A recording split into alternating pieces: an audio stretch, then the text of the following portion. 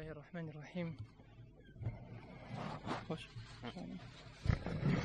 إن الحمد لله نحمده تعالى ونستعينه ونسترشده ونعوذ بالله من شرور أنفسنا ومن سيئات أعمالنا.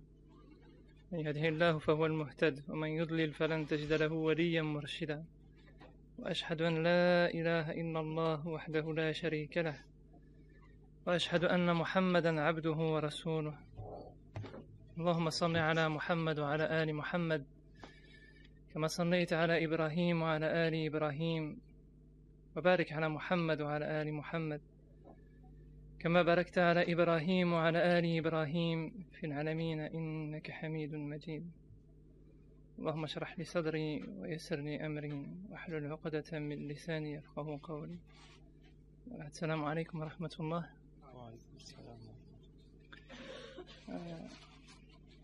On va essayer de prendre un temps, Inch'Allah, pour parler d'un sujet qui est, subhanallah, qui est très compliqué en réalité, puisque j'ai l'habitude, quand on me sollicite pour des interventions, de prendre un petit temps avant l'intervention, de me faire un plan dans la tête ou poser un plan par... Et c'est un sujet comme celui-là, c'est un sujet qui... plus proche, Inch'Allah. Je sais que j'ai pas la voix qui porte, donc... il se lève pas plus. Je le prends en main, ce sera plus simple. Un sujet comme celui-là, c'est un sujet qui est compliqué parce que c'est... vous savez, il m'arrive de discuter parfois avec mes enfants et un jour je posais la question à ma fille en lui disant qu'est-ce que c'est que pour toi réussir dans la vie? Et je pourrais vous poser la question et je me la pose à moi-même. Quand est-ce qu'on peut se dire qu'on a réussi finalement dans cette vie-là? Peu importe la réponse qu'elle m'a donnée. Et en fait, ce que je lui disais à ce moment-là, c'est que... peu importe ce que je disais, ce qu'elle me disait, donc la réponse que je lui ai donnée à ce moment-là, c'est que la réussite de cette vie, elle s'évalue avec la mort que l'on a en réalité. Comment est-ce qu'on meurt? Et parler de notre première nuit dans la tombe, bah c'est parler du succès de cette vie en fait, plutôt que de parler de ce moment qu'on va avoir dans la tombe. On vit une époque où le prophète il nous disait souvent à multiplier le rappel de celles qui cassent les passions, c'est-à-dire la mort, qui nous rappelle finalement le sens profond de cette vie, qui n'est qu'une épreuve, un passage qui nous ramène, Inch'Allah. Il ne faut jamais oublier qu'on n'est pas chez nous. Cette terre n'est pas notre demeure. On a été créés au paradis, nos parents ont été créés au paradis. Et l'objectif pour chacun de nous, c'est de rentrer chez soi. Tout étranger, à un moment donné, il a toujours cette part d'amertume au fond de lui, hein, de sa demeure réelle qui lui manque. Quelqu'un qui est en voyage, il a toujours à un moment donné, quelles que soient les difficultés qu'il ait pu rencontrer chez lui, envie de rentrer chez lui. Et notre chez nous, c'est le paradis. Et donc parler de ce passage qui nous conduit à notre demeure, qu'on appréhende en réalité d'une certaine manière, puisque on sait au fond de nous ce qu'on a à se reprocher les uns et les autres, on sait ce qu'on a préparé de ce monde-là, dans ce monde-là pour l'au-delà, où justement parfois on ne sait pas, et c'est encore plus inquiétant. Mais on a tous envie de rentrer chez nous. On a tous envie de retourner au paradis. Et donc c'est tout le paradoxe de l'étude de ce moment, en fait, où finalement on a très envie de passer par ce moment, et on a très peur de passer par ce moment, en fait. Donc plutôt que de commencer en parlant de la description des étapes qui font ce qu'on appelle al-barzakh, le passage dans la tombe, ou cette phase intermédiaire, al-barzakh ça signifie cette phase intermédiaire entre la vie en ce monde et la vie soit au paradis, Inch'Allah, qu'Allah nous accorde son paradis, soit en enfer, que Dieu nous en préserve. Donc avant de rentrer dans la description que nous en donnent différents hadiths du prophète de cette période, ce qui est important, c'est de se dire que pour l'instant on est encore vivant et qu'on a encore la possibilité de réussir nos vies et d'arriver au moment de la mort en ayant ce succès, Inch'Allah. Et donc se dire comment est-ce qu'on peut se préparer finalement à ce moment-là. Et c'est difficile de s'en préparer, de s'y préparer plutôt, puisque je disais au départ qu'on vit une période ou une époque où, contrairement à ce que nous disait le prophète de nous rappeler souvent de celle qui casse les passions, de cette vie-là en fait finalement qui est très illusoire. Alors subhanahu wa ta'ala décrit la vie de ce monde comme étant éphémère et illusoire dans le Coran. Et ces deux termes reviennent pratiquement toujours, à part quelques exceptions dans le Coran, quand Allah subhanahu wa ta'ala nous parle de dunya. C'est quelque chose qui est très court, je reviendrai sur ça, et qui est en fait très illusoire, et je reviendrai aussi sur ça, Inch'Allah. Et donc je disais, on vit une époque où finalement on passe notre temps à soit nous cacher la mort. Je prends souvent cet exemple des cimetières où on bâtit des murs je ne sais même plus combien, je ne sais pas combien de mètres pour pas simplement qu'on voit la mort, qu'on s'en rappelle, simplement passer devant un cimetière et se souvenir que nous aussi on va y être. Le prophète chaque semaine il allait rendre visite aux morts. Dans certaines versions, dans certains récits, on dit que chaque jour il y allait. C'était quelque chose qui faisait partie de son quotidien. Et quand on cache pas la mort, on va essayer de l'embellir. C'est-à-dire qu'on voit les tombes aujourd'hui, comment elles sont construites. Et ça, c'est quelque chose qui se répand même dans la communauté musulmane. Quand Allah subhanahu wa ta'ala dit vous courez après les richesses, et je reviendrai sur ce verset, Inch'Allah, tout à l'heure. Mais surtout, il y a une des interprétations qui est donnée de ce verset, vous courez après les richesses, vous vous laissez illusionner par les richesses. Par le toujours plus, c'est même pas les richesses. C'est quelle que soit la chose, vous en voulez toujours plus. Hatta zurtumul maqabir, c'est dans le sens jusqu'au moment où la mort vous prendra, mais d'autres commentateurs disent c'est même au moment de la mort, même dans la manière de gérer votre mort. Vous voulez des grandes tombes, vous voulez des grands ceci, vous voulez. Donc finalement on cherche à cacher la mort, on cherche à l'embellir, on la prend en dérision. Tous les films d'horreur qu'on voit, tous les films de... Alors que le ghaib est quelque chose qui nous fait méditer sur le sens de cette vie. Aujourd'hui on vit une époque où quand on n'arrive pas à cacher la mort, quand on n'arrive pas à nous rendre finalement embellir la mort dans le sens où c'est la porte vers le paradis, c'est quelque chose de beau, mais embellir à travers la dimension matérialiste, c'est trahir le sens de la mort, qui nous reconduit vers le monde invisible, qui nous ramène vers le monde invisible.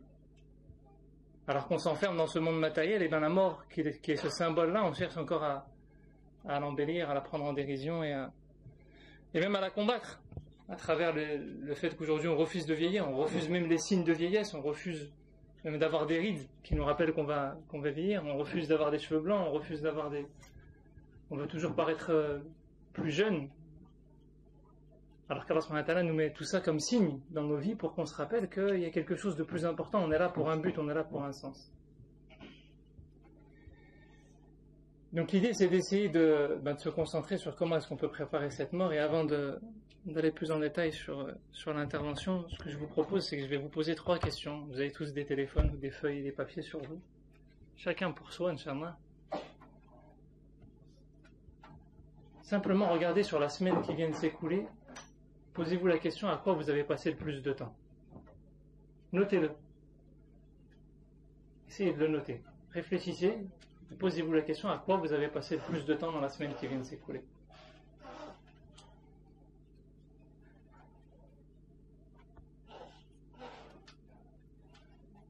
Vous allez me dire, le temps est une chose, il n'est pas forcément révélateur de à quoi est occupé notre esprit. Parfois on peut passer beaucoup de temps au travail à avoir l'esprit ailleurs, on peut passer beaucoup de temps à certaines choses à avoir l'esprit ailleurs. Donc c'est ma deuxième question. À quoi est-ce qu'était occupé votre esprit la majorité de votre temps cette semaine? Qu'est-ce qui vous préoccupe en ce moment? Quels sont les soucis qui animent vos journées? Juste sur la semaine qui vient de s'écouler.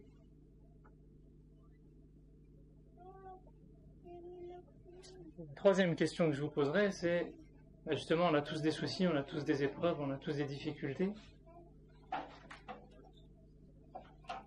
Qu'est-ce qui est pour vous la solution? Vers quoi est-ce que vous allez pour essayer de solutionner vos problèmes? Quels leviers vous avez essayé d'actionner pour solutionner vos problèmes, et quel est le principal d'entre tous? Vers quoi ou vers qui ou comment, peu importe, vous avez été pour solutionner vos problèmes. Essayez d'avoir ces 3 réponses par écrit ou en tête. Et ce que je vais proposer, Inch'Allah, c'est qu'on va prendre juste une petite coupure. Parce que parler de la mort, c'est important, mais en réalité, on peut mettre tous les mots qu'on veut sur la mort. Il ne faut jamais oublier qu'en fait, on la vit chaque jour qui passe, la mort.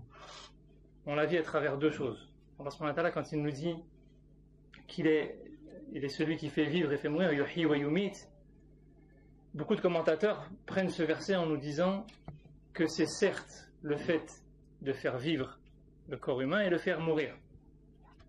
Mais c'est aussi le fait de faire, comme il dit Cheikh Al-Razi, c'est le fait de faire vivre les cœurs et de les faire mourir aussi.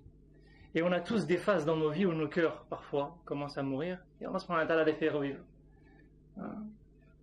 Donc ça, c'est aussi quelque chose qu'Allah subhanahu wa ta'ala met en nous, où parfois il y a des choses qui se réveillent et parfois il y a des choses qui s'endorment. Et de la même manière, chaque jour qui passe, on va se reposer, on va dormir et notre âme nous quitte. C'est la petite mort, comme il disait le prophète alayhi salatu wassalam. Donc finalement, on expérimente la mort chaque jour qui passe, que ce soit à travers nos nuits ou que ce soit à travers l'état de nos cœurs. Donc on a cette expérience. Qu'est-ce qui fait qu'on oublie finalement et qu'on se laisse absorber par ce monde-là comme étant un objectif en soi, comme étant une fin en soi? Alors le rappel est un moyen, venir assister à une conférence comme celle-là, ça peut être un moyen, mais en réalité le véritable moyen c'est de se tenir soi en éveil. Parce que tous les moyens qu'on utilise autour ne sont que des vecteurs pour raviver ce qu'on a déjà au plus profond de nous. Donc on va prendre une petite pause, juste 2 minutes, je vais lui demander juste d'éteindre la lumière de cette pièce, et on va juste faire dhikr. Celui qui ne sait pas faire dhikr, qu'il parle avec Dieu dans sa tête. D'accord? Chacun à voix basse, ceux qui savent faire dhikr, chacun il fait le dhikr qu'il veut. Il n'y a pas de règles, il n'y a pas de consignes qui sont données. On va juste prendre une coupure. Si l'objectif de l'intervention, de se retrouver aujourd'hui plutôt que de l'intervention, c'est d'essayer de redonner sens à nos vies, en se reconnectant à l'objectif qui est de retrouver Dieu et d'avoir son agrément, en passant par cette mort, en ayant réussi, c'est à chacun en soi déjà d'arriver à faire ce travail. Donc on va prendre une petite pause, Inch'Allah, et on va prendre juste quelques minutes, Inch'Allah.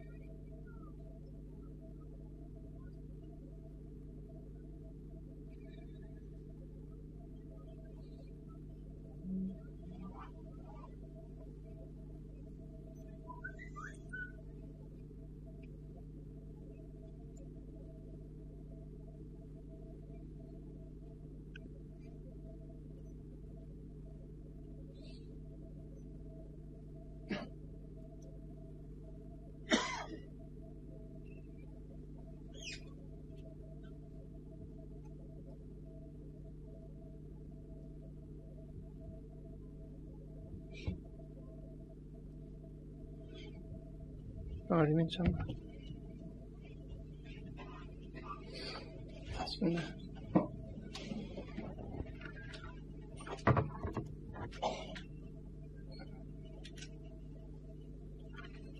Je vous ai posé 3 questions juste avant et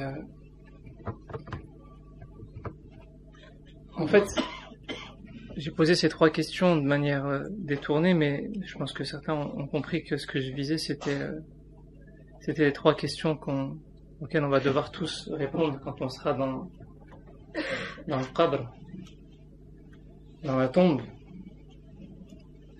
J'ai dit tout à l'heure qu'on reviendrait sur l'explication des différentes étapes, mais déjà il faut comprendre le sens de ce que signifie le qabr. Déjà, le qabr, c'est en arabe, il y a un principe, c'est qu'on utilise les racines trilitères. Pour comprendre la racine trilitère qabara, on va utiliser les sens inverses.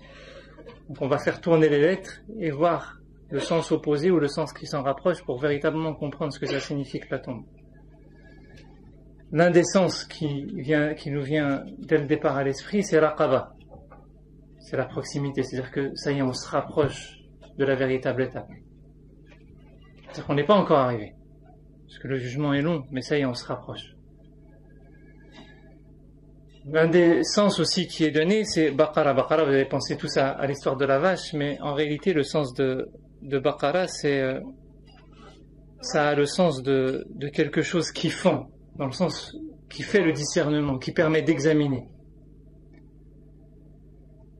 Et donc c'est le moment où finalement on va examiner, ça y est. C'est qu'un des termes, on parle de l'maout en arabe, mais l'un des termes qui est utilisé c'est le wafa, et le wafa c'est rendre ses dettes.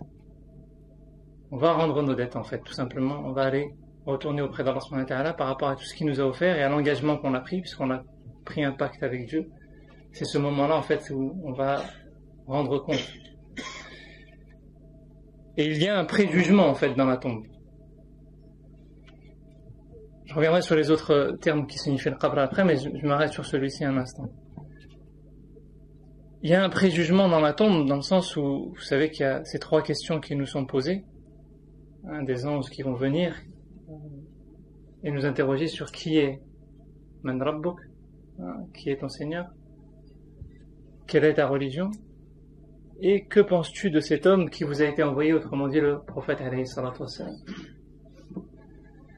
Et quand on regarde en fait finalement les réponses qu'on a pu donner chacun d'entre nous aux questions que je vous ai posées tout à l'heure, on a un aperçu de l'état dans lequel on est. Parce qu'en réalité, ce qui est important d'avoir à l'esprit quand on parle de la mort, Allah subhanahu wa ta'ala, il y a un verset qui est, je me demande comment on peut arriver à réellement l'appliquer. J'ai lu beaucoup de commentaires sur ces versets-là, sur ce verset, et j'en reste encore. Allah subhanahu wa ta'ala, il dit Ayyuhalladhina amanu taqullaha haqqa tuqatih wa la tamutunna illa wa antum muslimun. Ô vous qui portez la foi. Et donc il s'adresse à ceux qui portent la foi, il ne s'adresse pas à quelqu'un d'autre. J'aimerais qu'on soit déjà parmi ceux qui portent la foi. Ayez la conscience d'Allah subhanahu wa ta'ala, mais dans le sens, cette crainte, cette vigilance. Ayez la conscience d'Allah subhanahu wa ta'ala à la mesure de vos capacités. C'est-à-dire qu'Allah subhanahu wa ta'ala, il ne nous demande pas d'être au-delà de ce qu'on est capable de faire. La yukallifullahu nafsan illa wus'aha. Chacun à la mesure de ses capacités. Et ne mourrez qu'en étant soumis. Et la traduction, ça peut être soumis à Dieu ou apaisé devant Dieu. Donc ça peut être dans les 2 sens que ça va être. C'est-à-dire que le cœur soit dévoué à Dieu. Et que nos œuvres soient dévouées à Dieu. Et en réalité, ce qui compte, c'est qu'au moment de la mort, au moment où la mort va venir, est-ce que nos cœurs sont vivants ou est-ce que nos cœurs sont morts? Et finalement, il y a une vigilance constante qui doit nous accompagner, puisque la mort vient comme la foudre, d'une certaine manière. C'est un des sens aussi qui est donné au verset. Baraka, quand on inverse cette sens, c'est la foudre, c'est ce qui vient frapper alors qu'on s'y attend pas. Et l'un des gros problèmes qu'on vit aujourd'hui, c'est qu'en fait, finalement, on vit dans l'insouciance de la mort. La mort, quand elle frappe, en réalité, hier, j'étais, vous savez, sur les téléphones, vous avez, quand vous passez sur l'iPhone, quand vous passez sur le côté, vous avez les brèves du jour qui vous proposent. Et il y avait une brève, bon, j'ai pas lu la brève en entier, j'ai vu juste le titre, mais d'une femme mannequin qui serait morte à 34 ans, j'ai oublié le nom, et qui aurait, je sais pas sur quel, je sais pas si c'est sur Facebook ou sur un truc de ce style-là, 1,9 million de personnes qui la suivent. C'est-à-dire que, on vit dans une vie où on a l'impression qu'il y a du monde qui nous suit, il y a ceci, il y a cela, il y a les apparences, et puis la mort, elle vient, elle frappe du jour au lendemain. Il y a une chose, moi, quand j'étais jeune, qui m'avait frappé, j'ai l'habitude de raconter cette histoire quand on me demande d'intervenir sur la mort, c'est que quand j'étais adolescent, il y a, dans le quartier où je vivais, un jeune du quartier qui à un moment donné avait pris une voiture, et bon, il s'amusait, bref, on va pas rentrer dans les détails, mais il a eu un accident de voiture grave. Le problème qui s'est posé, c'est qu'il avait la musique à fond, pendant qu'il était en train de tourner dans le quartier, au moment de l'accident. Quand les autres jeunes sont venus, ils ont vu qu'il allait mourir. Ça y est, c'était fini, ça servait à rien de chercher à faire quoi que ce soit, mais il était encore vivant à ce moment-là. Et donc, quel a été le premier réflexe qu'ils ont eu? On peut dire ce qu'on veut, mais alhamdoulilah, il y avait encore cette foi à ce moment-là. Quelle est la première chose qu'ils ont fait? Ils lui ont demandé de faire shahada. Subhanallah, qu'est-ce qu'il prononçait à ce moment-là? La seule chose qu'il arrivait à sortir, c'était les paroles de musique qu'il était en train d'écouter juste avant. Donc, parfois on peut se dire, je vais faire ça, c'est pas très grave. Je rentre pas dans la musique halal ou haram, c'est pas le sujet. Hein. Ce que je veux dire, c'est que c'est pas très grave, ou c'est pas une grande importance, où Dieu va pas. Et si la mort, elle vient, elle frappe à ce moment-là. C'est-à-dire que là, chacun d'entre nous, la mort peut venir et frapper à ce moment-là. Personne ne peut s'attendre à se dire, c'est bon, la mort, j'ai encore un peu de temps. Ça, c'est ce qu'avait dit Banu Israël à Moussa alayhi salam. Et Allah subhanahu wa ta'ala dit قُلْ إِنَّ الْمَوْتَ الَّذِي تَفِرُّونَ مِنْهُ فَإِنَّهُ مُلَاقِيكُمْ ثُمَّ تُرَدُّونَ إِلَى عَالِمِ الْغَيْبِ وَالشَّهَادَةِ. Vous pouvez fuir la mort autant que vous voulez, elle viendra. Elle va venir à votre rencontre. Et juste après, Allah subhanahu wa ta'ala, il nous amène à cet enseignement important qui est l'enseignement du rappel sur lequel je vais arriver juste après. Mais pour rester sur cette illustration de la mort qui vient nous frapper à n'importe quel moment, c'est que on vit une vie où finalement on se laisse porter un peu par les événements, on est beaucoup pris par l'insouciance. C'est le mode de vie un peu moderne, les routines en fait qui nous enferment. Elles sont très dangereuses ces routines-là. Parce que dans la routine, on en oublie facilement l'essentiel. Quand on fait les choses sans se poser la question de pourquoi est-ce qu'on fait les choses, sans mettre de sens à pourquoi est-ce qu'on fait les choses, on peut vite tomber dans l'égarement. Et c'est pas parce qu'on porte la foi qu'on est à l'abri. Même du châtiment d'Al-Barzakh. Il y a une divergence entre les savants sur cette question-là, mais sans rentrer sur les questions de divergence qui peuvent exister. Ibn Taymiyyah notamment qui dit que celui qui porte la foi, il saura répondre aux questions et il sera préservé du châtiment d'Al-Barzakh. Mais le prophète alayhi salatu wassalam nous donne des textes où il nous parle de ces croyants qui par exemple faisaient une namima. Une namima, c'est quoi? C'est le fait de colporter des fausses informations sur les gens ou des vraies informations mais qui nuisent à ces gens. C'est-à-dire que parfois on colporte, on se dit c'est pas grave, c'est rien, qu'est-ce que ça apporte? Tu fais du mal à la personne et tu te causes un préjudice pour toi. La mort, elle vient, elle te frappe à ce moment-là. C'est cet état de vigilance qu'il est difficile d'avoir finalement en permanence. Mais au moins qu'on l'ait sur les choses fondamentales. Vous savez, le prophète alayhi sallam, il nous dit une chose concernant encore ces cas de personnes qui seront châtiées dans la tombe. Parmi ceux qui pourtant portent la foi, il nous donne l'exemple de quelqu'un qui porte le Coran. C'est-à-dire qu'il portait le Coran. On ne sait pas si dans la formulation ça signifie qu'il était hafiz ou qu'il connaissait une partie du Coran ou qu'il... Et le prophète alayhi sallam, il nous dit Yanamu ala as-salati al-maktuba.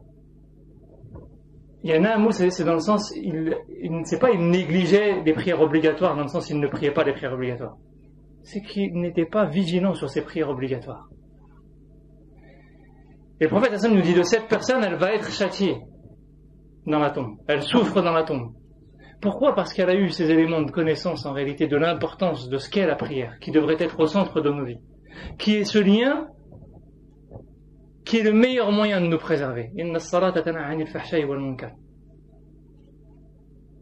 en se laissant prendre par les routines de cette vie, par des objectifs mondains, par des routines qui sont destructrices, ben finalement, on en finit par négliger l'essentiel, et en négligeant l'essentiel, on risque quoi?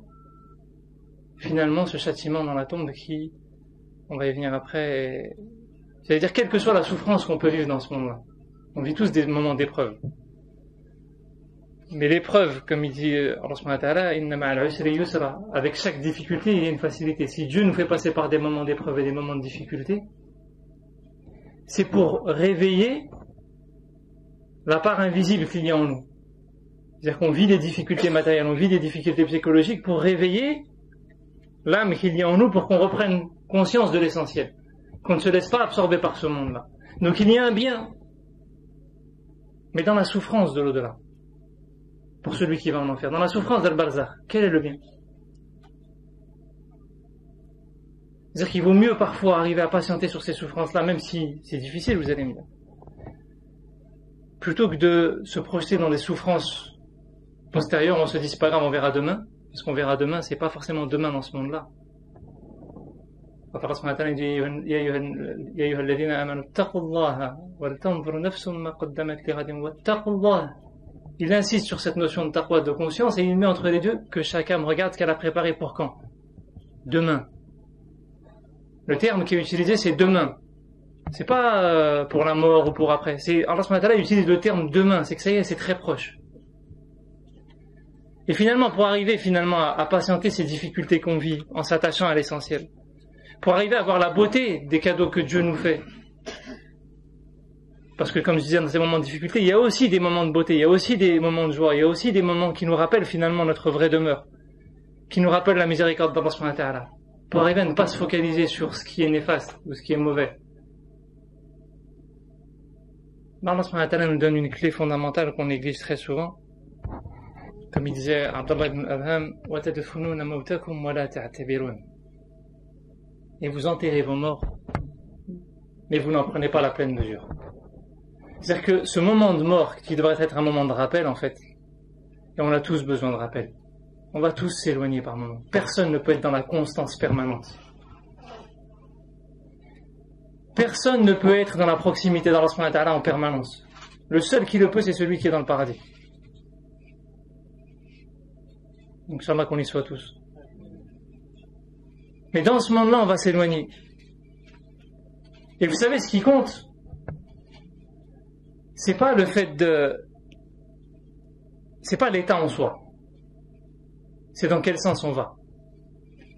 Allah subhanahu wa ta'ala, quand il nous dit dans Surat Al-Shams, c'est la surat où Allah subhanahu wa ta'ala jure le plus successivement. Il a introduit en jurant et en nous disant quoi? Qad aflaha man zakkaha wa qad khaba man dassaha. Et subhanallah, dassaha, c'est le terme qui est utilisé pour enterrer en fait. Il nous parle de là, mais il nous dit, certes, il a réussi, il a semé sa graine. Celui qui a purifié. Mais c'est un verbe. Le seul cas dans le Coran, c'est dans Surat Al-Mu'min où Allah subhanahu wa ta'ala utilise la notion de zakat avec cette même signification de tazkiya. Il utilise d'ailleurs وَالَّذِينَ هُمْ لِلزَّكَاةِ فَاعِلُونَ. Donc on est constamment obligé d'être dans un effort. Mais soit on va être dans un effort de purification, de retour à ce qu'il y a de bon en nous.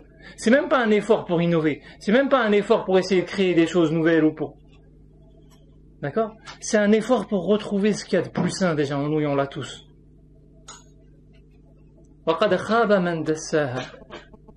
Et il a perdu qui? Celui qui a enterré son âme. C'est-à-dire qu'avant d'enterrer son corps, il enterre son âme. Il ne laisse pas son âme voir le monde de l'invisible. Il ne laisse pas son âme vivre avec le monde de l'invisible. Il ne laisse pas son âme prendre conscience que là parmi nous il y a des anges.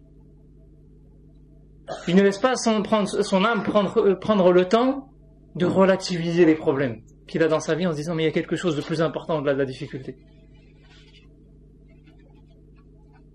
Il se focalise sur les aspects de ce monde matériel et il enfouit son âme sous les aspects de ce monde matériel, que ce soit ses passions, que ce soit les épreuves, que ce soit l'amour des solutions, que ce soit ses choix personnels, que ce soit son orgueil, que chacun il a ses propres défauts. Mais chacun dans nos propres défauts, ce qui compte le plus, c'est est-ce qu'on retourne à ce qu'il y a de plus sain en nous ou est-ce qu'on s'en éloigne en se laissant asservir par ce monde. C'est ça qui est la clé fondamentale. Et pour ça, la seule solution qu'on a tous. Il n'y a personne qui est un élu parmi les élus parmi nous. Le prophète alayhi salatu wassalam kana ma'souman, et ça y est, il est parti. Et il est une source de rappel pour nous, mais la perfection, elle n'est plus de ce monde depuis son départ.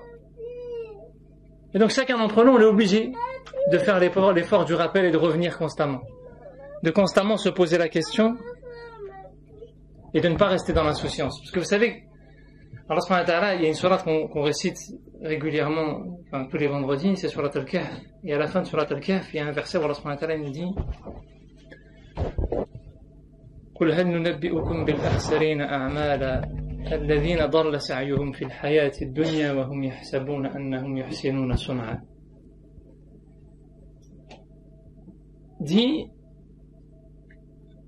Dieu dit, est-ce que vous voulez que je vous informe de ceux dont les œuvres sont les pires, qui ont tout perdu? Ce sont ceux qui se sont égarés sur les voies de ce monde,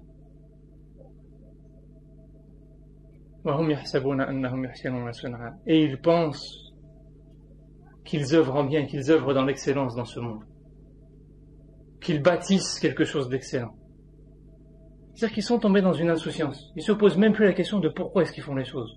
Ils ne se posent plus la question de est-ce que ce qu'ils font plaît à Dieu ou pas.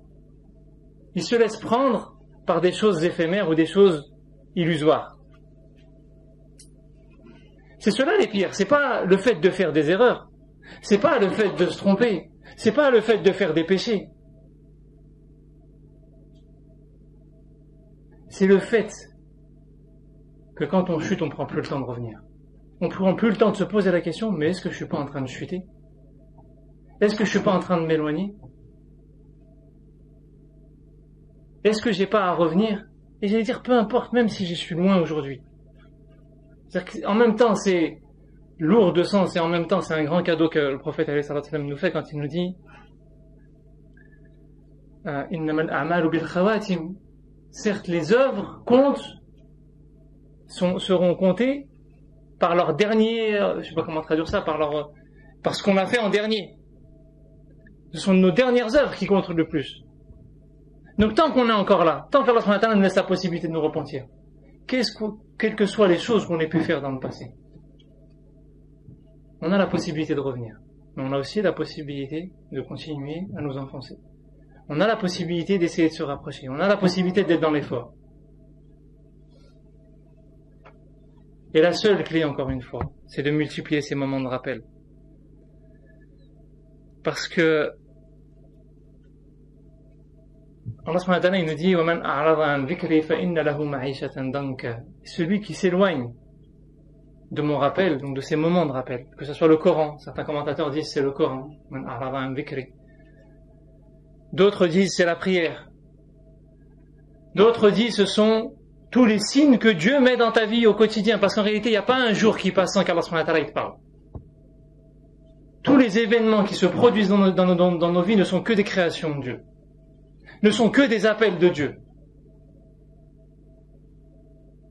C'est juste, est-ce qu'on prend le temps d'écouter avec nos cœurs ce que Dieu nous dit? Parce que ces signes de Dieu, ils se comprennent avec le cœur.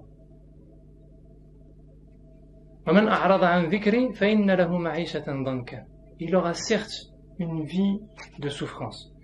Et vous savez, ce verset il a été commenté de plusieurs manières, mais il y a un commentaire qui nous est donné par le prophète alayhi salatu wassalam lui-même.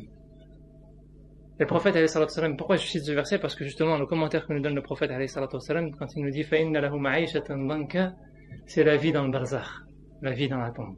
Celui qui n'a pas une vie, où il a régulièrement des moments de rappel. Ces journées sont animées par des moments de rappel. Hein? Le matin, le soir, seul devant Dieu. Les prières obligatoires, des assemblées comme celle-ci, régulièrement. Des moments avec le Coran. Des moments avec les gens qui nous rappellent Dieu. Aller rendre visite aux gens qui nous rappellent Dieu, que ce soit des gens qui nous parlent de Dieu, des gens qui nous rappellent Dieu par leur comportement, des gens qui sont dans la maladie, des gens qui sont dans la vieillesse. Aujourd'hui, on vit une époque où on nous cache les vieux, où on nous cache les gens malades. Les gens, ils vivaient au milieu au milieu des autres avant. C'était une source de rappel. Et s'en occuper, c'était déjà un bénéfice en soi. Aujourd'hui, c'est devenu un poids. On ne se rend pas compte que c'est une ni'ma. Celui qui a des gens malades dans sa famille, celui qui a des personnes âgées dans sa famille, c'est une ni'ma que Dieu lui offre, qu'il puisse s'en occuper. Et nous on voit ça comme un poids, comme quelque chose, comme un fardeau, comme quelque chose qui... C'est la culture de cette société, qui croit qu'en ce monde-là. Et alhamdoulilah qu'il y a encore beaucoup de gens, musulmans ou non, qui donnent du sens à ces signes-là, qui les interprètent bien ou mal, mais qui donnent du sens au moins. Et donc tous ces moments de rappel, revenir vers ces moments de rappel, que ce soit la prière, que ce soit le dhikr, que ce soit les personnes, que ce soit, peu importe, le Coran essentiellement, ils sont préservateurs de ce châtiment. Mais pas uniquement de ce châtiment. فإن له معيشة ضنكا ونحشره يوم القيامة أعمى قال رب لما حشرتني أعمى وقد كنت بصيرا. Il va dire, Allah subhanahu wa ta'ala dit, et je vais le ressusciter aveugle. Et il dira, mais Allah subhanahu wa ta'ala, pourquoi tu me ressuscites aveugle alors que j'étais parmi ceux qui étaient voyants en ce monde? Et Allah subhanahu wa ta'ala lui répondra, parce que tu as oublié mes signes, alors aujourd'hui on t'oublie. Parce qu'en réalité, quelles que soient les sources de bonheur qu'on peut goûter dans ce monde, Allah subhanahu wa ta'ala nous parle avec plusieurs termes dans le Coran du bonheur. Il y a un bonheur éphémère lié à ce monde-là, al-farah, mais il ne dure pas. On peut être content d'acheter un nouvel objet, on peut être content de recevoir un cadeau, on peut être content de plein de choses dans ce monde-là, d'un sourire, on peut être content de... Plein de choses peuvent nous rendre joyeux, mais elles ne durent pas. Très vite on retombe dans d'autres choses. Et on a besoin d'une autre source de bonheur. Et le fait de l'acte de consommer constamment, c'est ça, on court après le fait à chaque fois d'avoir un nouveau bonheur. Comme il ne perdure pas, il faut racheter quelque chose de nouveau, il faut racheter quelque chose de nouveau, il faut racheter quelque chose de nouveau. On s'enfonce dans des joies éphémères qu'on cherche à multiplier pour les faire perdurer. Alors que le bonheur qui dure, il est au paradis, certes, as-sa'ada, mais as-surur, c'est le bonheur qui est caché au plus profond de nous. Il y a des moments en réalité de bonheur qu'on arrive à découvrir dans l'intimité sans aucun objet, sans quoi que ce soit. Comme ici Ibn Taymiyyah, il y a un paradis en ce monde, celui qui n'y a pas goûté ne goûtera pas le paradis dans l'au-delà. Ces moments de bonheur-là, en réalité, on peut les faire perdurer constamment. Même dans les moments de difficulté, même dans les moments où on oublie, quand on va commencer à oublier, ça va se rallumer, ça va se raviver, ça va redonner du sens, ça va redonner un espoir.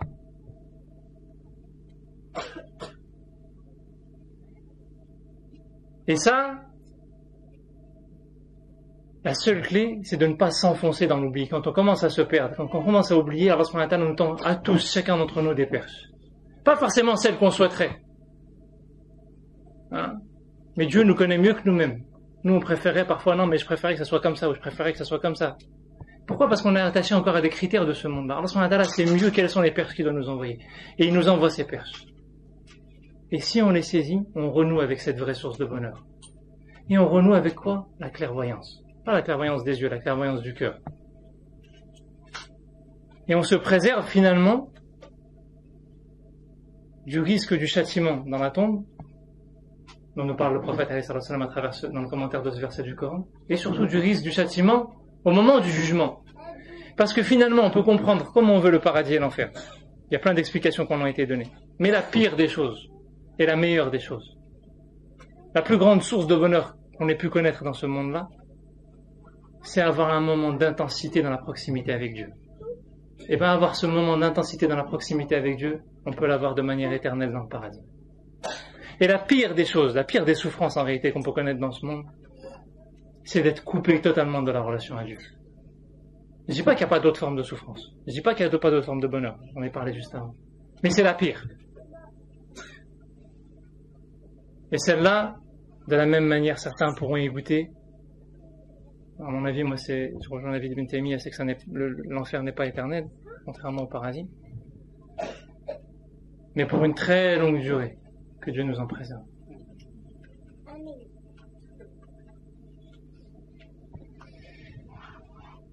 Et donc là, la première des clés fondamentales, c'est de d'avoir la multiplication de ces moments de rappel qui font que, au moment où la mort va nous prendre, on puisse être dans un état de vigilance minimale. Au moment où ça va frapper, qu'on soit pas dans un état où finalement on était loin de Dieu, ou surtout on était en train de s'éloigner de Dieu. Peu importe, même si on est loin, regardez l'histoire de cet homme qui a tué 99 hommes, on la connaît tous cette histoire, je pense. Il va voir un savant, il lui pose la question, est-ce que je peux me remonter? Il lui dit non, il lui dit, alors toi aussi, tant qu'à faire.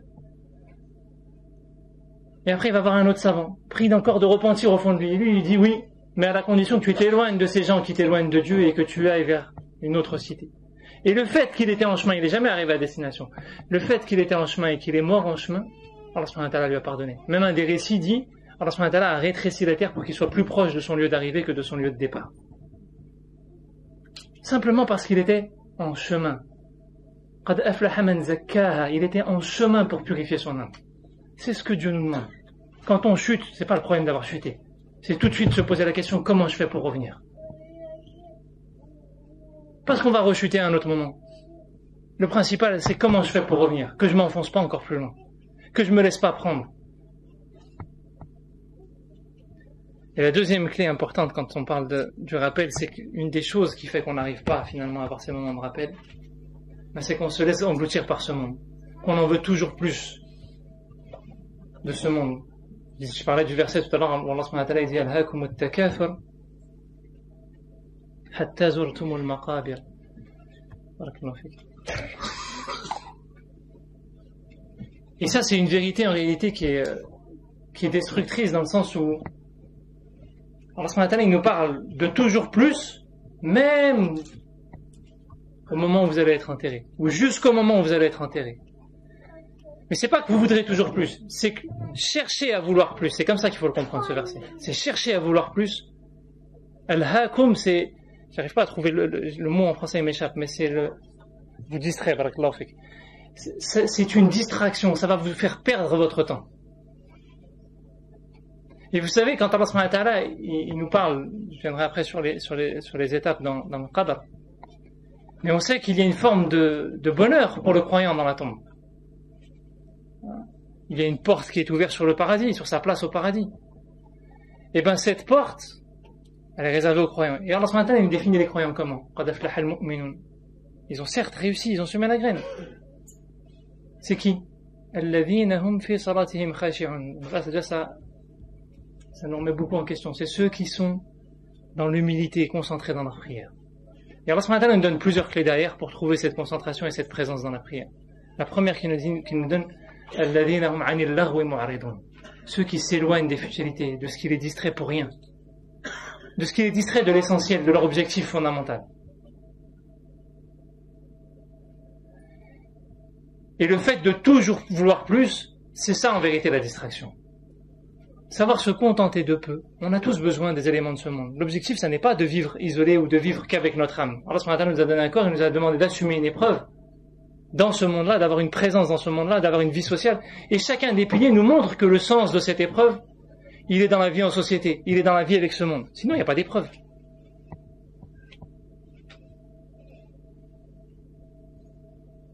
Mais chercher à vouloir plus est le rempart qui empêche finalement le cœur de vivre. Il y a Ali radhiyallahu anhu qui disait Inna min na'im ad-dunya yakfika al-islam yakfika al-islam wa ni'ama. Parmi les bienfaits de ce monde, les dons que Dieu t'offre dans ce monde, l'islam te suffit comme ni'ama. Wa inna min ash-shughli yakfika at-ta'atu shughla. Et parmi les soucis, les préoccupations, parce qu'on en a tous finalement, l'obéissance à Dieu te suffit comme préoccupation. Wa inna min al-ibrati yakfika al-mawtu ibra. Et parmi les choses qui te donnent un exemple, une illustration, en fait, la mort te suffit comme exemple. En réalité, finalement, on est tous dans nos vies pris dans des calculs par rapport à des choix à faire, par rapport à des décisions à prendre, par rapport à des situations à gérer, Et c'est vrai qu'ils peuvent parfois avoir une certaine importance, mais en réalité, la grosse difficulté qu'on a, c'est qu'on dit fondamentalement que c'est Allah subhanahu wa ta'ala qui gère nos vies. Et que le seul pouvoir qu'on a en tant qu'être humain, ça n'est pas la réalisation des choses. L'accord dans Ahl-Sunnah, c'est que la réalisation des choses n'appartient qu'à Dieu exclusivement. Le seul pouvoir qu'a l'être humain, c'est le pouvoir de la volonté. Qu'est-ce qu'on veut? Et encore même celui-là, l'objectif fondamental, c'est d'arriver à abandonner ce pouvoir à Dieu. C'est arriver à relativiser, arriver à se détacher de ses propres choix. Ça ne veut pas dire qu'il ne faut pas qu'on ait à choisir. Mais c'est d'arriver à choisir sans être obnubilé par ce qu'on a à choisir. Par les conséquences de nos choix. Ne pas arriver à changer d'avis pensant que forcément c'est ça et c'est pas autre chose. Ne pas arriver à lire les signes et les opportunités que Dieu met sur nos routes. Et tout ça est lié au fait qu'on n'arrive pas forcément à se contenter du minimum. Vous savez, je vous donne un exemple. Quand on prie Tarawih, qui n'a rien à voir avec ce que je suis en train de dire, mais qui est étroitement relié en réalité. Quand vous allez prier Tarawih, vous avez certainement tous expérimenté peut-être les deux solutions, les deux cas de figure. Soit vous avez mangé comme un ogre au moment du Muharram, et quand vous allez prier Tarawih, mais c'est comme si c'était un tourment que Dieu vous imposait, et vous comprenez même pas pourquoi il vous fait subir ça. Pourquoi prier Tarawih dans cet état? Impossible de trouver la concentration, impossible de tenir debout, impossible de... On est plein. C'est vrai ou pas? Soit on s'est contenté de peu, et on ressent toutes les barakas du mois de Ramadan. D'accord? En réalité, dans nos vies au quotidien, c'est pareil. Si avant de s'être couché, on s'est contenté de peu dans notre alimentation, on a éloigné au maximum toutes les futilités, télévision, machin, etc., pour se concentrer sur l'essentiel, pour avoir un moment de repos, d'échange avec sa famille, hein, un petit moment de dhikr, un petit moment avec le Coran, c'est très simple de se lever pour faire prier en réalité. Il n'y a rien d'extraordinaire. Si maintenant on s'est noyé dans une alimentation, dans des polémiques, devant des films qui nous... Essayez de vous lever. Et celui qui arrive, machin. Ce toujours plus que cette société nous vend comme étant la solution, que ce soit dans la dimension matérielle, comme même dans le nombre d'amis qu'on a sur Facebook ou machin ou quoi que ce soit, ce toujours plus là est une destruction de nos âmes. Parce que nos âmes, elles ont besoin de la qualité des choses. Elles ont besoin de ressentir en profondeur les choses. Vous savez, la radicalité, c'est pas l'extrémisme. L'islam est une religion qui est basée sur la radicalité, pas sur l'extrémisme. Les choses extrêmes, le prophète sallallahu alayhi wa sallam les rejetait. Elles ne font pas partie de cet islam qui est bâti sur l'équilibre. Mais la radicalité, c'est d'arriver à aller chercher en profondeur. Donner du sens en allant chercher en profondeur les choses. Prendre le temps. Et on ne peut pas aller chercher en profondeur si on ne prend pas le temps de descendre en profondeur. De se poser des questions. Dans nos relations. Dans le temps qu'on passe avec les gens. Même dans ce qu'on consomme, dans tout. On est tous pris les uns et les autres, et moi le premier, par certains de ces défauts-là. Parce qu'on vit un rythme où on a l'impression que le succès, il est dans ce toujours plus. Parce que c'est l'un des piliers de la société libérale, de la société moderniste. Et si on veut arriver à trouver du temps pour ces moments de rappel, chacun il se dit, moi j'ai pas le temps, on a le temps. Vous savez, dire ne pas avoir le temps, quand le prophète il nous dit, وَلَا تَسُبُّ الدَّهْرَ إِنَّ اللَّهَ هُوَ الدَّهْرَ. الدَّهْر, c'est le temps divin. Et Allah le prophète nous dit, n'insultez pas le temps car Dieu est le temps. C'est-à-dire, quand on n'a pas de temps, c'est qu'on n'a pas Dieu. Ça se limite à ça en réalité. Si on arrive à se recentrer sur l'essentiel, Allah il met la baraka dans son temps. On peut être noyé même dans plein d'engagements, dans plein de choses, mais si on arrive à trouver la profondeur des choses, tant qu'on est détaché, que le cœur se laisse pas asservir, que le cœur se laisse pas enfermer dans ce qu'on a à faire ou à ne pas faire, et qu'on arrive à trouver de la profondeur, alhamdulillah, il n'y a pas de problème en fait en soi. Il y a des problèmes qui sont liés à ce monde. Et ce monde, il y a des épreuves, qu'on le veuille ou non. On ne pourra pas les fuir. Mais à force de chercher toujours plus, à ne pas arriver à se contenter, les versets qui étaient récités tout à l'heure concernent les versets de... Allah subhanahu wa ta'ala nous parle de Banu Israël quand Allah subhanahu wa ta'ala les a sauvés de Pharaon. Ils sont arrivés dans le désert alors qu'ils étaient esclaves, totalement asservis. Allah subhanahu wa ta'ala les sauve. Il leur permet de vivre une vie dans la foi. Il leur donne de quoi se nourrir. Et ils disent on ne peut pas se contenter d'une seule nourriture. Demande à Dieu qui nous donne de ceci, des oignons, toutes sortes d'aliments. Ils veulent plus.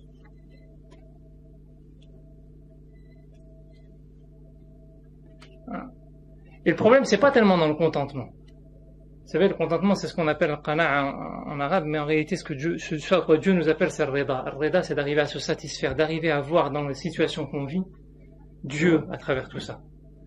Se dire, il n'y a pas de meilleure situation. Ça ne veut pas dire qu'on ne doit pas faire d'efforts pour aller vers ce qu'on pense être meilleur.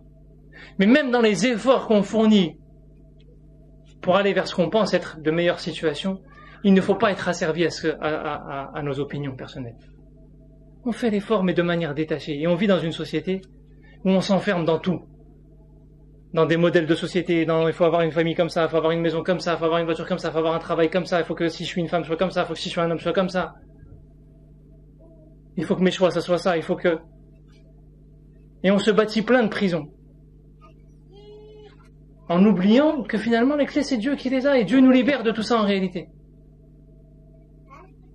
Et en n'arrivant pas à se libérer de tout ça, comment est-ce qu'on retrouve la tombe au moment de la mort? Comme une prison. Parce qu'on est dans une prison dans ce monde-là. Alors que si on est libre, on retrouve. Notre âme, elle est libre au moment où elle transite. Elle est libérée, elle va transiter en étant libre. Quand le prophète il dit l'âme du croyant, elle est comme un oiseau qui vole. Alors que l'âme du mécréant, de celui qui n'a pas reconnu Dieu, elle est comment? Elle est enfermée, elle est resserrée, la tombe se resserre contre lui. Ce n'est que l'état dans lequel on est au moment de la mort. Que le chemin qu'on est en train de suivre au moment de la mort, en fait, finalement. Est-ce qu'on est réellement libre? Pas libre de se vêtir n'importe comment, pas libre de dire ce qu'on veut, pas libre de nuire, pas libre de la liberté superficielle dont on nous parle. Non, une liberté de cœur. Youssouf, la liberté, on la comprend à travers l'histoire de Youssouf. Youssouf, pour être libre, il demande à Dieu d'aller en prison. Il dit, la prison est meilleure pour moi que ce à quoi elle m'appelle, l'adultère. Il y a une manière de vivre la liberté en se disant, je suis libre d'avoir des rapports sexuels avec qui je veux. Et il y a une manière d'être libre en se disant, non, je ne veux être asservi à rien de ce monde-là. Et c'est pas les murs qui définissent la prison, c'est l'état de mon cœur. L'état de ma conscience. Et ce moment-là, si on arrive à être dans la modération, si on arrive à être sur le chemin de la modération, on s'ouvre une porte pour qu'au moment où on transite, on puisse être dans cette liberté réelle en réalité au moment de la mort. Vous savez, quand le prophète me dit au moment de la mort, il y a 3 choses qui nous accompagnent, 2 reviennent et une reste. C'est relié d'ailleurs au verset où Allah subhanahu wa ta'ala dit Al-mal wal-banuna zinatul hayati ad-dunya wal-baqiyatu as-salihatu khayrun 'inda rabbika thawaban wa khayrun amala. Ces 3 choses, ce sont les enfants, les biens matériels et nos œuvres. Les enfants et les biens matériels restent, ils repartent. Les seules choses qui nous accompagnent, ce sont nos œuvres. C'est-à-dire que on peut être soucieux de nos enfants, on peut s'en préoccuper, mais ça ne doit jamais devenir un asservissement. Parfois, on tombe dans des moules où on veut faire de nos enfants quelque chose qui... c'est-à-dire qu'on est dans nos propres prisons et parfois on enferme nos enfants dans des prisons aussi. On a une conception de la vie, on a un modèle de société, on veut qu'ils grandissent de cette manière-là. On n'arrive pas à les laisser exprimer, ils sont plus sains que nous, ils sont plus proches de la fitra que nous. Et c'est en ça que le prophète nous met en garde. Attention à la relation que vous avez avec vos enfants. C'est dans ça, et d'autres commentateurs disent, c'est dans le fait de penser que parce qu'on a une grande famille, parce qu'on a grand ceci, parce qu'on a cela, on est plus important qu'eux. Donc c'est ces 2 dimensions qui sont dangereuses. Et les biens, pareil, qui sont une prison en soi. Ça ne veut pas dire que c'est interdit d'avoir des biens. Beaucoup de compagnons étaient riches, mais ils étaient riches et détachés et désintéressés, ils étaient capables de s'en détacher sans problème. Et ceux qui n'étaient pas capables de s'en détacher, ceux qui ne sont pas capables de s'en détacher, c'est qu'ils sont asservis à un moment donné. Posons-nous la question, chacun d'entre nous, de tout ce qu'on possède. Est-ce que si on voit à un moment donné une cause qui nous paraît plus noble pour servir Dieu, est-ce qu'on est capable de s'en détacher pour le mettre à la disposition de cette cause? Il y a un cheikh qui nous racontait, qui nous disait que l'un de ses chouyours, quand il l'appelait pour venir étudier, il lui disait, viens mes enfants, je sais qu'ils n'arriveront pas à être savants, et je vois en toi un potentiel. Donc il arrivait à prendre du temps qu'il était censé donner à ses enfants pour le donner à quelqu'un parce qu'il voyait qu'il y avait une cause qui pouvait servir. Ça ne veut pas dire qu'il négligeait ses enfants, mais ça veut dire qu'il n'était pas obnubilé par.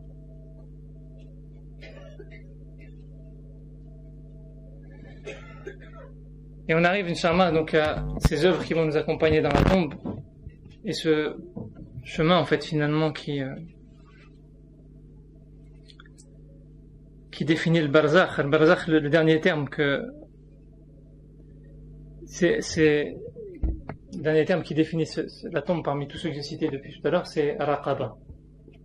C'est le lieu, en réalité, où on va observer notre place. Puisque dans les étapes de la tombe, de la mort, vous savez que quand, au moment de la mort, l'ange de la mort vient et tire l'âme du défunt, donc ce qu'on appelle le maut. C'est-à-dire que le corps n'a plus de capacité d'agir. Le maut, c'est ça, c'est que ça y est, c'est fini. Tu voulais faire, tu avais l'intention de, t'as programmé, t'as fait, non, c'est fini, stop.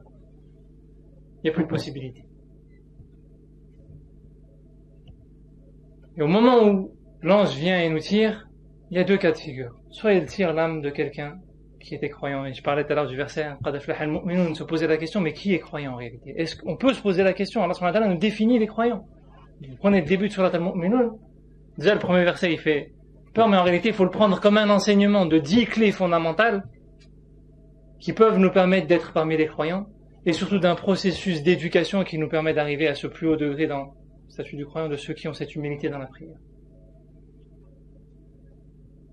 dans ce moment de proximité avec Dieu.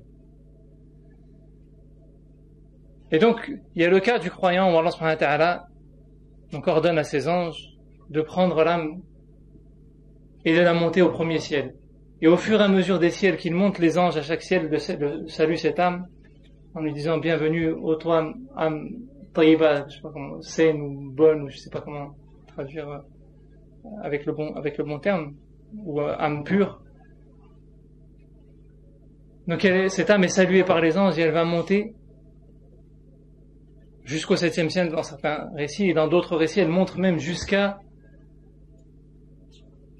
que Dieu la reçoive et demande à ce que son nom soit inscrit parmi les Illiyoun. Les Illiyoun, certains disent c'est un livre où on inscrit le nom des rapprochés de Dieu. D'autres disent c'est un emplacement dans le paradis où on inscrit son nom pour que sa place soit marquée. Et que ça y est, c'est cette place-là maintenant qui lui est réservée. Vous savez que Dieu a écrit pour chacun d'entre nous une place au paradis et une place en enfer. Et à ce moment-là, le choix sera fait. Et ensuite, l'âme redescend. Alors, en fonction des récits qui nous sont rapportés du prophète, il y a deux avis. Certains disent que l'âme est détachée dès le moment de la mort, et d'autres disent c'est au moment où elle est mise en terre. Sans rentrer dans cette divergence-là, en tout cas, elle va suivre ce processus et elle va revenir. Quand elle est remise, quand le corps, en tout cas, est enterré, et c'est pour ça que la sunna du prophète, c'est de nous conseiller de rester auprès du défunt, de réciter, de prier sur lui, parce que dans ce moment-là, l'âme a besoin de trouver un apaisement. Parce que va venir le moment de l'interrogatoire. Et quel que soit le moment de la mort, on n'a pas à juger de l'état de la mort d'une personne. On ne sait pas. Parce qu'Allah subhanahu wa ta'ala réserve à chacun. On ne sait pas dans quel état peut-être extérieur il était, et dans quel état était le cœur. Alors, subhanallah, il y a une chose un frère qui avait l'habitude de laver les morts, il avait appris ça de son père. Et son père lui avait raconté une histoire en lui disant, un jour, la mosquée de Paris l'avait appelé en lui disant écoute, il y a les hospices civils de tel endroit, un hôpital à Paris, qui nous a appelé, il faut aller laver un défunt. Et donc son père part, il avait l'habitude, il faisait ça à l'époque, il va à l'hôpital, il se renseigne sur le défunt, et puis un infirmier lui indique un endroit. Il va, il lave le défunt, il n'y avait pas de famille, il n'y avait personne, il était étonné, bon bref. Il lave le défunt, il fait le kafn, etc. Il n'y a personne, il prie sur lui, seul, et il repart. Quand il arrive chez lui, la mosquée le rappelle, lui dit mais on t'a demandé d'aller laver le défunt, qu'est-ce que tu fais? Il dit j'y étais. Non, c'était pas lui, ils attendent, la famille t'attend. Et en fait, en s'étant renseigné, il avait lavé le corps de quelqu'un qui a priori n'était pas musulman, dont on ne connaît pas la famille, on ne sait rien sur lui. Regardez comment Allah subhanahu wa ta'ala, on ne sait pas, peut-être, je préjuge pas, mais peut-être que cet homme, Allah subhanahu wa ta'ala, Allah subhanahu wa ta'ala dans son cœur, il lui a envoyé quelqu'un pour venir le... Donc, peut-être qu'en apparence, cette personne-là n'était pas quelqu'un attaché à Dieu, mais Allah subhanahu wa ta'ala, il sait ce qu'il y a dans les cœurs. Et il sait ce qu'à chacun il doit donner pour que sa vie et son transit se fassent dans les meilleures conditions. Et donc c'est pour ça que c'est important de rester, parce que comme il dit le prophète, même s'il y a divergence entre les Aïcha, qui disait que les morts ne peuvent pas entendre ce qu'on dit. Il y a beaucoup de textes du prophète quand il parlait à Uhud notamment, où il parlait aux morts, et Omar dit mais comment ils peuvent entendre? Bien sûr qu'ils entendent mieux que vous et moi. Mais en réalité, dans le fait d'entendre, la divergence, wallah alam, de ce que je comprends de cette divergence, c'est que on peut entendre. Mais en réalité, nous parfois on entend, comme Allah subhanahu wa ta'ala dit dans le Coran, vous entendez, walakin la tasma'un, mais vous n'entendez pas. C'est-à-dire que parfois on peut entendre, Dieu nous rappelle des choses. Et vous savez, il y a tous les passages dans le Coran où Allah subhanahu wa ta'ala dit des choses. Et puis il les répète de manière différente. Toutes des séries de sourates comme ça, où il répète encore de manière différente. Et il répète, et puis après il jure. Mais il dit la même chose à chaque fois, à peu de choses près. C'est pour nous dire, vous entendez pas? Vous comprenez pas? C'est une interpellation au fait que parfois on est... le mort, il ne pourra qu'entendre sans agir. Alors que nous, en réalité, on a la capacité d'entendre et d'agir. Et que parfois on ne saisit pas cette opportunité d'agir, parfois on l'a saisi, alhamdoulilah. Et donc au moment de la mort, donc ces défunts qui, inch'Allah, entendre ce qu'on peut leur rapporter. Et donc qui ont besoin de cet apaisement. Et au moment où les hommes partent, ceux qui sont autour partent, les anges, donc Karwanakil, qui vont venir à ce moment-là interroger le défunt en lui posant les 3 questions dont je vous parlais tout à l'heure. Et là, les récits qui nous sont rapportés sont assez simples. C'est que celui qui répond bien à la question, et là les savants disent celui qui était croyant répondra bien, d'autres disent non, ça c'est la vie d'Ibn Taymiyyah, et d'autres disent non, c'est pas aussi simple que ça. On peut être croyant et ne pas arriver à répondre. En tout cas, être croyant en apparence. Parce que c'est pas uniquement l'apparence dans ce monde qui définit véritablement la foi. Allah, il n'y a que Dieu qui sait, on va garder l'espoir que peut-être que si on a un atome de foi, on arrivera à répondre, Inch'Allah. Et donc on va devoir répondre à ces 3 questions. Et celui qui répondra mal à ces 3 questions, vous connaissez les récits de ce châtiment que vont lui faire subir les anges. Certains récits parlent du serpent qui va venir le tourmenter dans sa tombe, d'autres qu'il y a un crochet par lequel les anges vont le prendre et le jeter sous terre. En tout cas que si on pouvait entendre, on deviendrait fou. Rien qu'à entendre la souffrance par laquelle il souffre. Et c'est pour ça que je parlais tout à l'heure de souffrance qu'on peut vivre dans ce monde-là. Je ne dis pas qu'il faut minimiser les souffrances, il faut être l'une des clés que nous donne le Coran pour pouvoir justement gérer les souffrances et les épreuves, c'est de ne pas trop minimiser la souffrance, c'est de prendre comme état de fait cette souffrance et cette difficulté, mais c'est d'arriver aussi à voir ce qu'il y a de beau dans nos vies, et puis c'est d'arriver à relativiser en voyant au-delà de la souffrance qui est liée à ce monde-là et de voir qu'est-ce qu'il y a dans l'épreuve. Vous savez, dans l'épreuve, je pense souvent cette image, on est tous sur un fil en train de marcher. Quand on regarde en bas nos épreuves, on prend le risque de chuter en réalité. La solution de l'épreuve, elle est entre les mains d'Allah subhanahu wa ta'ala. Et donc, il faut toujours regarder droit devant l'objectif. Et le meilleur moyen de marcher sur un fil en regardant droit devant l'objectif, en gardant l'équilibre, sans tomber dans un extrême ni dans un autre, c'est de porter sa barre comme le font ceux qui marchent sur un fil. Donc c'est d'arriver à assumer ses responsabilités. C'est en étant le plus responsable devant Dieu, en essayant d'agir pour Dieu, en essayant d'être au service de sa communauté, de ses créatures de manière générale, quelle qu'elle soit, qu'on arrive à marcher sur ce fil. Et donc de l'autre côté, il y a celui qui répondra bien aux questions. Et là, Allah subhanahu wa ta'ala nous dit, autant celui qui a mal répondu, Allah subhanahu wa ta'ala lui montrera quelle aurait pu être sa place dans le paradis. Un court instant, et elle se refermera, et ensuite il verra sa place en enfer. Pendant tout le temps du barzakh, jusqu'au moment du châtiment, jusqu'au moment où Dieu va souffler dans la trompe, je vais conclure, Inch'Allah, jusqu'au moment où Dieu soufflera dans la trompe, et Salafil soufflera dans la trompe, il verra cette place dans l'enfer, et donc il verra ce tourment et cette souffrance. Et donc, arriver à quand on vit des souffrances et des moments de difficulté, à les relativiser en se disant que on cherche à en éviter une plus grande. Mais surtout, on cherche à aller vers un bonheur plus grand. On peut connaître déjà dans ce monde-là, et qu'on connaîtra encore plus intensément dans la tombe, et encore plus intensément dans le paradis. Parce qu'au moment où on est dans la tombe, où Dieu nous répond, enfin, où on répond, aux réponses des anges, aux questions des anges, Allah subhanahu wa ta'ala va nous montrer la place qu'on aurait pu occuper en enfer, que Dieu nous en préserve, et il ouvrira là, à ce moment-là, une grande fenêtre sur la place qu'on aura occupée dans le paradis, Inch'Allah. Et tout ce temps-là sera un moment d'émerveillement dans le paradis. Et on dit que celui qui a bien répondu aux questions, Allah subhanahu wa ta'ala lui enverra la visite de certains de ses compagnons de route dans ce monde-là, qui viendront l'interroger sur l'état d'autres personnes, des autres qu'il a laissés dans ce monde, la compagnie des anges.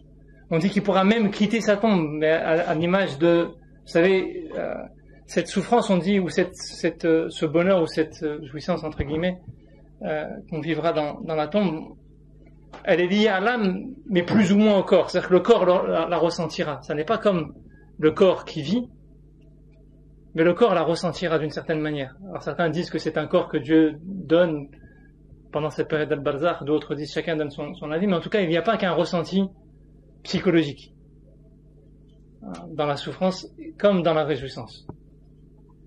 Et on dit que cette âme qui aura été dans la foi, qui sera morte dans la foi, Allah subhanahu wa ta'ala fera d'elle comme un oiseau qui papillonnera dans le paradis et qui survolera le paradis. Donc la plupart des commentateurs disent que c'est un paradis intermédiaire avant le paradis éternel, que seul le prophète ouvrira les portes. En tout état de cause, en fait, il y a un moment de réjouissance dans cette tombe qui va durer beaucoup plus longtemps que cette vie, en fait. Vous savez, à l'époque de Nuh alayhi salam, il y a une femme qui enterrait son fils qui avait 300 ans. Et elle pleurait auprès de la tombe en disant, en étant simplement triste que son fils meure aussi jeune, puisque les gens vivaient jusqu'à plus de 1000 ans à l'époque. Et à ce moment-là, un homme passe et lui pose la question, et elle lui répond, tout simplement, il lui pose la question, pourquoi est-ce que tu pleures? Et elle lui répond, en lui donnant les raisons. Et à ce moment-là, il lui dit, tu sais, viendra un temps où les gens ne vivront pas plus de 70 ans. Et là, elle dit, par Dieu, si je devais vivre cette époque-là, je vivrais constamment dans l'adoration. Et c'est vrai qu'en réalité, tout est très relatif finalement. C'est-à-dire que pour une personne comme ça, c'est comme si nous, on se disait, si on devait vivre que 5 ans, mais en réalité, on sait que c'est plus complexe que ça, parce que cette vie est une vie de lutte de toute façon. L'objectif, c'est pas d'être dans un état d'excellence, ou d'être dans un état de ceci, non. C'est de lutter pour être dans la proximité avec Dieu. Parce que l'excellence, ça n'est rien d'autre qu'un, comme le prophète l'a défini, c'est que tu sois dans l'adoration, donc tu sois dans l'action, dans l'agir, comme si tu voyais Dieu, donc avec la conscience de Dieu, et certes, si tu ne le vois pas, lui te voit. C'est-à-dire que c'est dans cette proximité avec Dieu, mais en étant conscient que tu ne te laisseras servir par rien de ce monde, mais uniquement par Dieu. Donc, l'objectif, c'est pas non plus de tomber dans un orgueil, quel qu'il soit. Et donc, il y a une forme de réjouissance qui nous attend dans cette tombe qui, elle, par contre, pour le coup, durera longtemps, même si ce longtemps est très relatif. Vous savez que le prophète disait que, déjà à son époque, est venu le temps où Israfil, celui qui soufflera dans la trompe les 2 fois, a déjà posé sa trompe sur ses lèvres.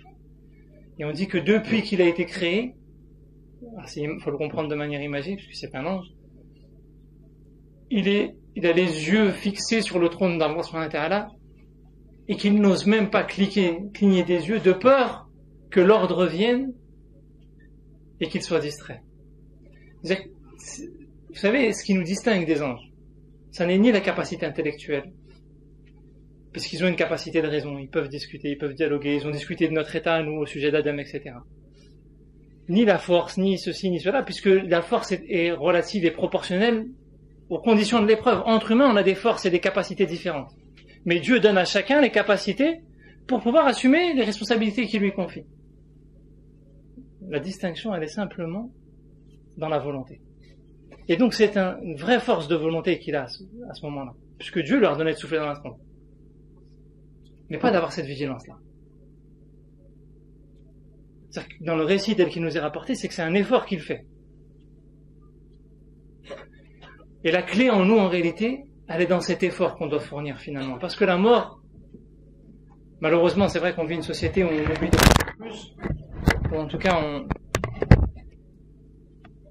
on néglige de plus en plus ce moment. Et je voudrais finir sur cette parole parce que c'est ce qui me paraît être le plus important. Même si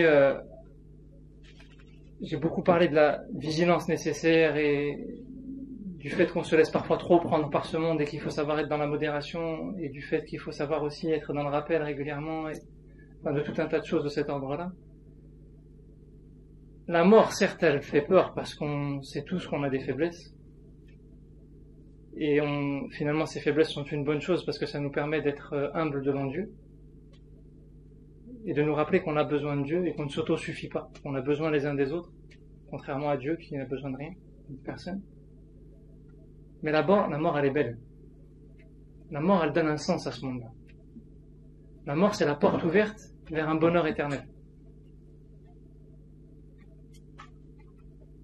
Et même si parfois on l'oublie, je pense que pour tous ceux qui sont là aujourd'hui, c'est qu'on a tous envie finalement d'y accéder. Il faut jamais oublier que la miséricorde d'Allah subhanahu wa ta'ala a dépassé sa colère. Et que quelles que soient nos faiblesses, et cette vigilance qu'on doit avoir sur nos propres faiblesses, et cette discipline qu'on doit arriver à s'imposer, Allah subhanahu wa ta'ala nous offre un cadeau en nous disant qu'il y a un moment qui durera éternellement, pendant lequel, vous savez, chacun d'entre nous, donc tout le passage est long, donc je ne vais pas revenir sur le passage, mais il y a un passage dans le Coran où Allah subhanahu wa ta'ala nous dit, il décrit le paradis, il nous dit chacun, il aura la place qu'il souhaitait. Pas une autre place. Chacun dans le paradis, quand il va rentrer, il va aller directement à sa place. Et on lui aura proposé une autre, il n'en voudrait pas une autre. C'est-à-dire que la satisfaction, parfois on est dans des situations où on voudrait autre chose, on n'arrive pas à se complaire, on n'arrive pas, on souffre ou ceci ou cela, ça ne durera pas. Ça ne veut pas dire qu'il ne faut pas agir pour trouver des solutions, mais ça ne durera pas. Et finalement, tous les efforts qu'on fournit dans ce monde, en étant au service les uns des autres, en étant au service de Dieu, en essayant d'être dans le rappel, en essayant de s'autodiscipliner, en essayant, oui, de faire des choses qui parfois dépassent, j'allais dire, ce qu'on aurait simplement envie de faire de manière mondaine. Il y a un but, il ne faut jamais l'oublier, c'est de retourner chez nous. Dans la plus belle des demeures, et surtout dans la proximité du plus grand des créateurs, et le seul créateur, Allah subhanahu wa ta'ala, qui est la seule source fondamentale de jouissance et de réjouissance en réalité, qui n'est pas éphémère. Qu'Allah nous accorde à tous le paradis, et qu'il nous préserve du châtiment dans la tombe, et qu'il nous accorde la réjouissance de la tombe, et surtout qu'il nous accorde la compagnie du prophète alayhi salatu wassalam dans les plus hauts degrés du bassin, et comme il nous a réunis en ce jour, qu'il nous réunisse auprès du prophète alayhi salatu wassalam et de ceux qui étaient dans le rappel, dans la modération en ce moment.